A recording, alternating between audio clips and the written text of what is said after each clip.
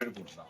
ఎందుకంటే ఇప్పుడు చాలా మంది ఉంటారు ఇక గెలిచిన తర్వాత ఏం చేస్తారంటే ఇవాళ పైసల కోసమే తిరుగుతుంటారు.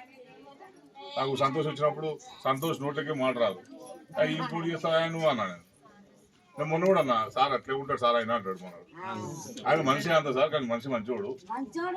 మనిషి కాదు నీళ్ళకనే చెప్పి నాకు కూడా మనిషి మంచోడు, అందరికి ఏ కష్టం వచ్చినా కూడా ఆదుకుంటాడు అనే పేరు ఉన్నది అని చెప్పి ఇవ్వడం జరిగింది. ఇంకా ఆయన వెనకాల పోర్లు అందరూ వచ్చారు, యువకులు అందరూ వచ్చారు. మన భరత్ కూడా అడిగాడు, భరత్ కూడా మంచోడే.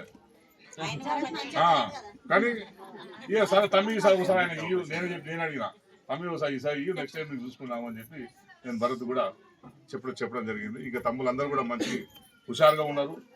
పోయినసారి లెక్కనే మంచిగా గెలిపించుకుందాం అనుకున్నారు. ఇప్పుడు కూడా మీరందరూ కూడా మళ్ళీ బీఆర్ఎస్ గెలిపిస్తే తప్పకుండా మీ అందరికీ మంచి చేసే ప్రయత్నం చేస్తాం. ఇప్పుడు 2 సంవత్సరాలు వాళ్ళు చెప్తారు మా పార్టీ అధికారంలో ఉన్నది, మేము అది చేస్తాము ఇది చేస్తామని చెప్తారు. వాళ్ళు వచ్చి 2 ఏళ్ళు అయింది, ఏమైనా చేసినా ఇంకా ఏం చేయలేదు. నేను అప్పుడు ఇచ్చిన పైసలు ఏవైతున్నాయో నేను ఎలక్షన్ల ముందు 25 కోట్లు శాంక్షన్ చేసి పెట్టినాము. ఆ 25 కోట్లను అడిగించి రాసించిన ఉపయోగం తప్పించి కొత్తగా మంత్రి అయిన తర్వాత ఒక్క పైసా కూడా మీ వాడికి వాళ్ళ పేపర్ చూపెట్టమనండి, నేను చూపెడతాను నేను ఇచ్చింది.